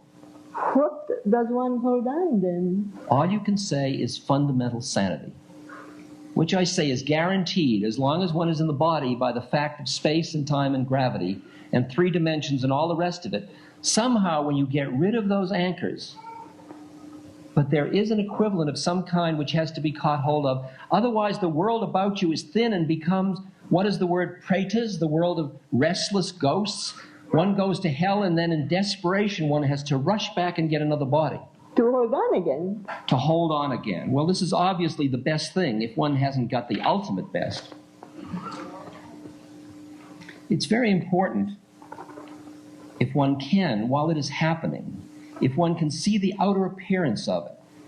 It's important to look after one's affairs in a sensible way and see their importance in a silly way. But if one can, through all this, see this other level of importance, in the light of which a lot of activities will have to be cut down, there will seem to be absolutely no point in undertaking them, although a great many have to be undertaken. But they'll be undertaken in a new kind of way, with a kind of detachment, yet with a doing things to one's limit. This is again one of the paradoxes. To work to the limit to succeed in what you are doing and at the same time be detached from it. If you don't succeed, well, that's too bad. If you do succeed, you don't have to gloat over it. This is the whole story of the Bhagavad Gita. Somehow to do everything with passion and detachment.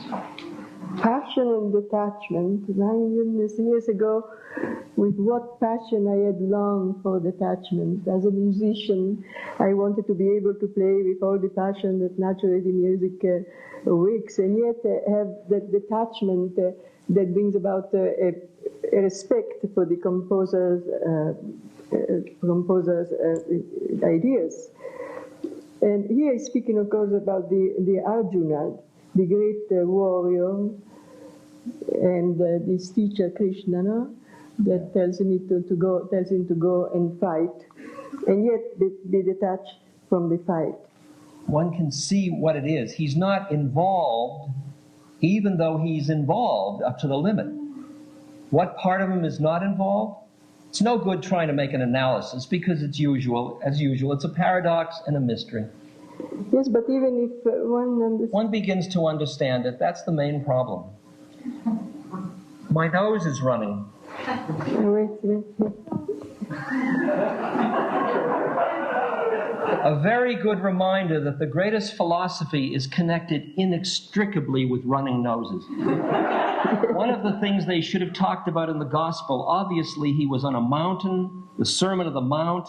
It must have been very breezy and cold up there. Probably his nose did run. Thank you. Shall we make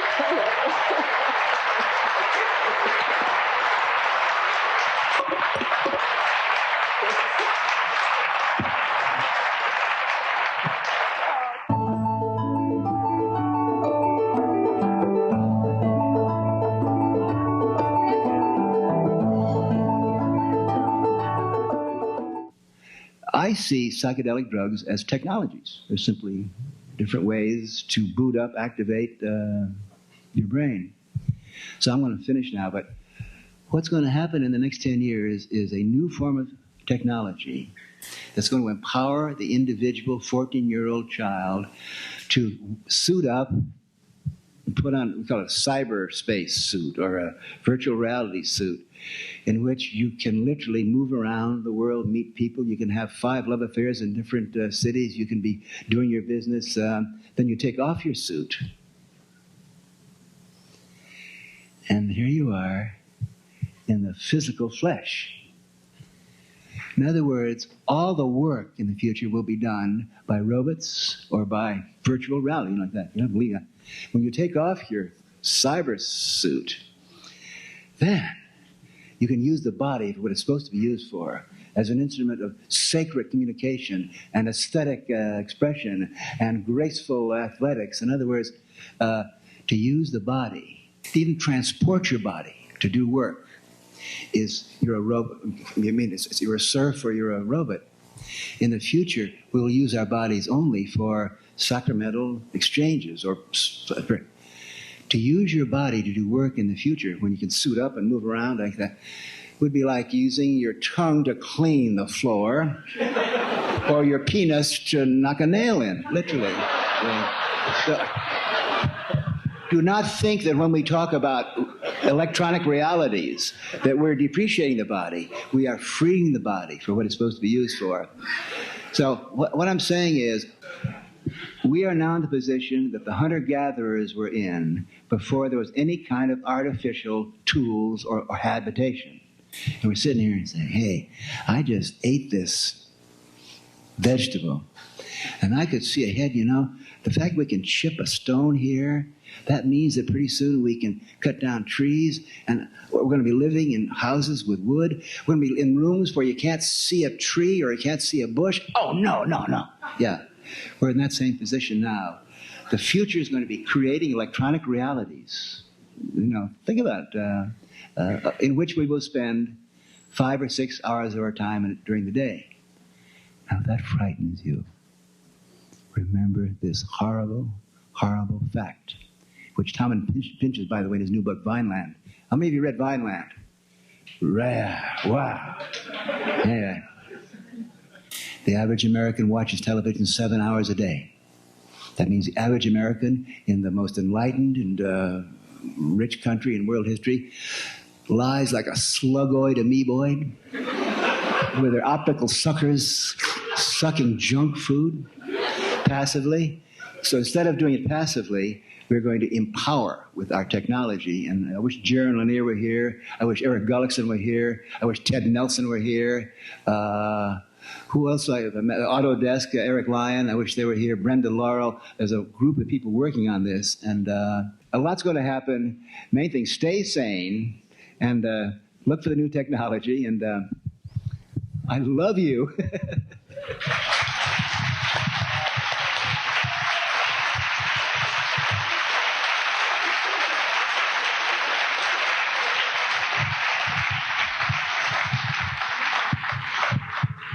I took mescaline for the first time in 1960, and over the years of using those substances, there's certain themes that I can look back on that have emerged out of those journeys into that other space, and I'd like to just share some of them with you.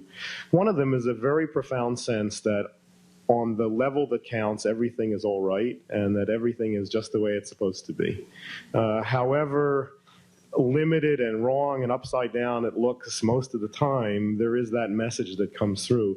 That it seems to me to echo the sentiment that I heard you quote Aldous saying about the fundamental sanity that was underneath that. But that's a very strong message.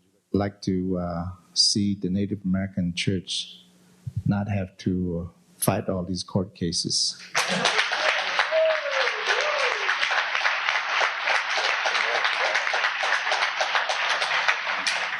I like for all the states throughout the Union to recognize and accept the practices of the Native American Church.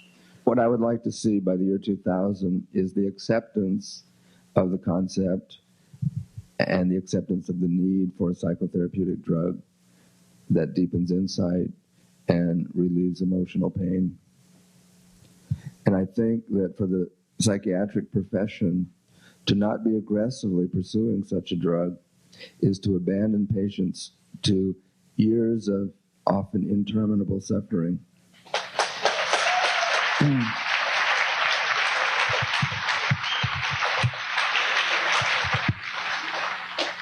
And this is the height of irresponsibility. And for the government to impede such research is immoral.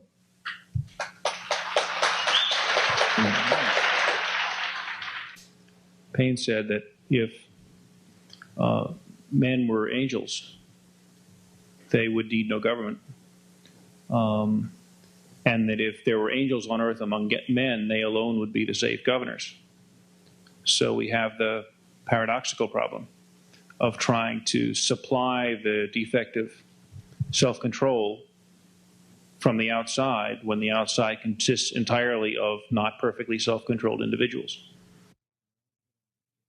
What I'll put out is just more like a wish list, and recognizing that ideas or images or visions that are put out and expressed this way, and this is something I've learned years ago and over the years from my friend Timothy Leary, who understands this principle of the power of thought. You put out a thought, you put out an idea, and it acts as a kind of a magnetic attractor to lead us to that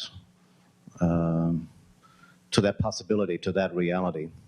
So a couple of very just kind of specific strategy things relating to psychedelic research that I think I'd like to say. One being that our present strategy, where we go into third world countries, we look for plants that might have medicinal use, and we bring them back and we extract what we think is the active ingredient, and we synthesize that active ingredient, and then we package it and market it, and we sell it back to those third world countries at preferably huge profits. Is exactly the reverse of the way we should be doing it.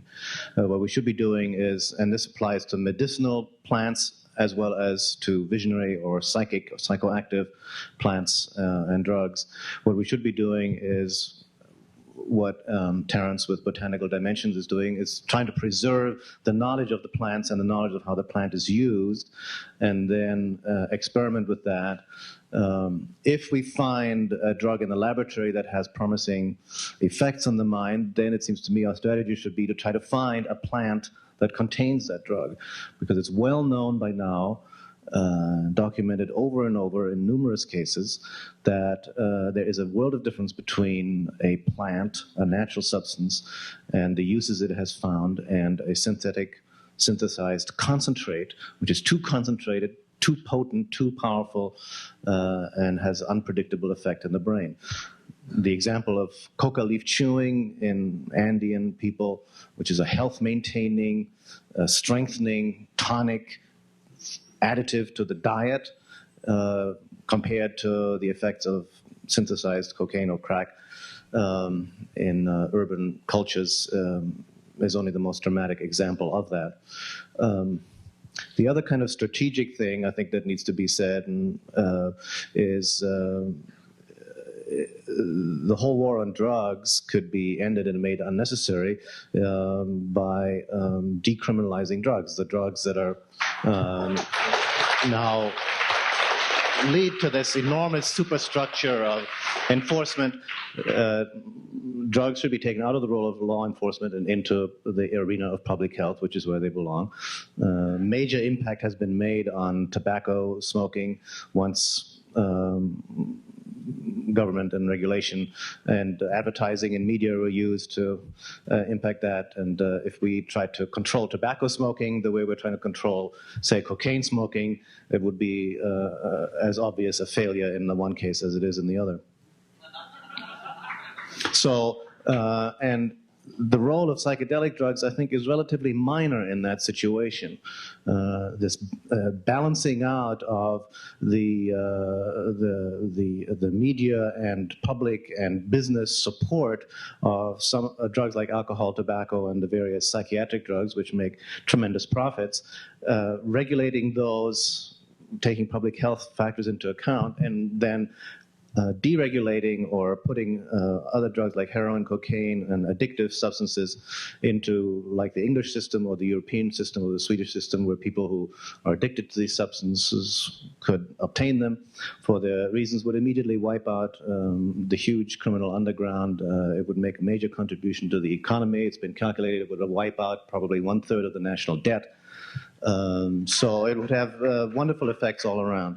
And as far as the future role of psychedelic plants and drugs is concerned, my vision of that is that it's going to change as people begin to think more in ecological terms, as we begin to think more in recognition and acknowledgement of our interdependence with all forms of life. And we begin to see that we're related in complex, multiple complex ways with the plant kingdom, the animal kingdom, and with the various kinds of ecosystems in which we live, then there will be communities of people. There will be, I'm very impressed by this, the bioregional concept. There will be, instead of these monolithic nation states, there will be small, bioregionally localized, partially, largely self-sufficient communities where people will try to live with sensitivity to the land in a sustainable way, self-sufficient, sustainable, and celebrate the diversity that exists within each community as well as among different communities. People will take foods, people will take responsibility for their own health. Instead of relying on a medical system with drugs and so forth for their health, they will take responsibility for their own health. They will adjust their diet, their nutrition. They will pay attention to foods that strengthen the body, food that strengthens the heart, the emotions, the feelings, foods that heighten cognitive processes or expand consciousness, and foods or vegetables, intelligent vegetables that facilitate religious experience when ingested or absorbed in a sacramental context, such as we've known for years and years and years. And I'll end by giving you a vision that I heard about 3 or 4 years ago by a very wise woman, a seeress, who was asked to give a vision of what she saw as the future of psychedelic drugs in our society. And she said that what she saw was that these kinds of plants, she always referred to plants, have been used since the most ancient times all over the world by people to be able to communicate with spirit and to be closer to spirit and to live in a closeness to spirit and nature. And as that has not happened, as they've come away from that and tried to use these plants for other things or in a reckless way, then the plants, the intelligence of the plant itself has withdrawn. That means they become inaccessible. That means, for example, they've become forgotten, like the mushrooms. The sacred mushroom was completely forgotten for 400 years until Wasson and Maria Sabina rediscovered it. The mysteries of Eleusis were completely forgotten. What was the really inherent, the sacred potion that was involved in that was forgotten until Hoffman rediscovered it. And another way that these things become inaccessible is by being made illegal. So if there are people, and I don't know that there'll be ever a large majority of people who will want to use these kinds of plants to expand their consciousness, but those that do will find their way to them and take responsibility for their own health and their own way of life and their own consciousness and try to live lives that are sane and decent and acknowledge and respect the integrity of all other life forms on this earth. Thank you.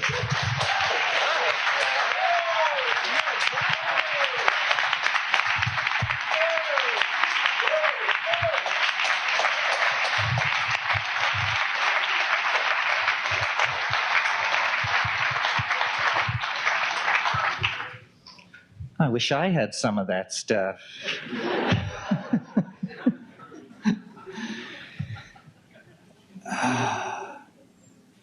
Well, I was surprised to hear McLuhan invoked so many times today, and I will do it again.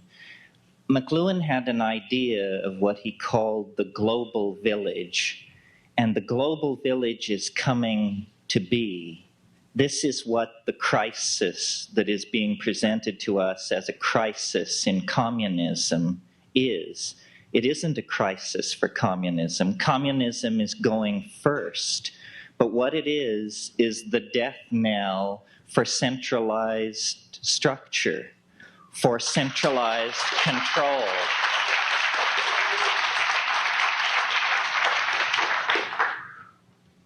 If you think what we've been through in the past year is something, wait till you see what's on the agenda. And I don't mean great CNN feed from Moscow as the Soviet Union turns into 15 independent republics. I mean what's going to happen here. What's happening is, as Yeats said in his poem, the center does not hold.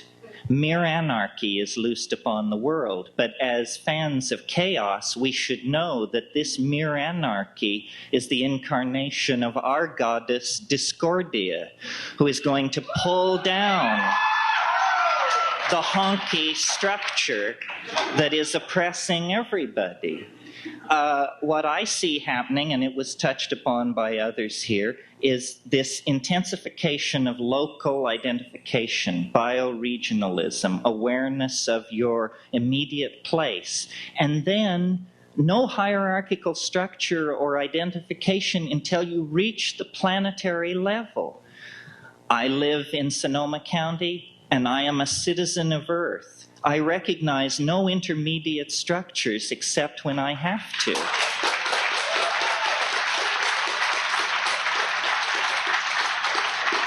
So I agree with Tim. I cheer on the people who present the protocols and plead their cases before these gray-faced medical boards. But in my opinion, you just circumvent all that. You go around it. It's irrelevant. History has these dominator types by the balls, and it's not going to let up. You know, history is a psychedelic experience. It's the collective unfolding of the dream of our species in space and time. And we are at the apex. This is the peak. This is the second hour of the trip. We're going over the top.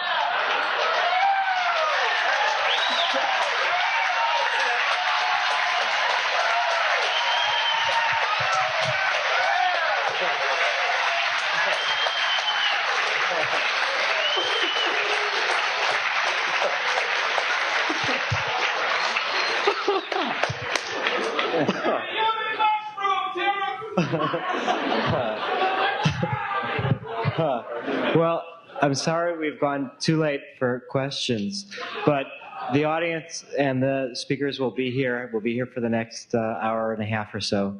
Thanks. Till the sun comes up.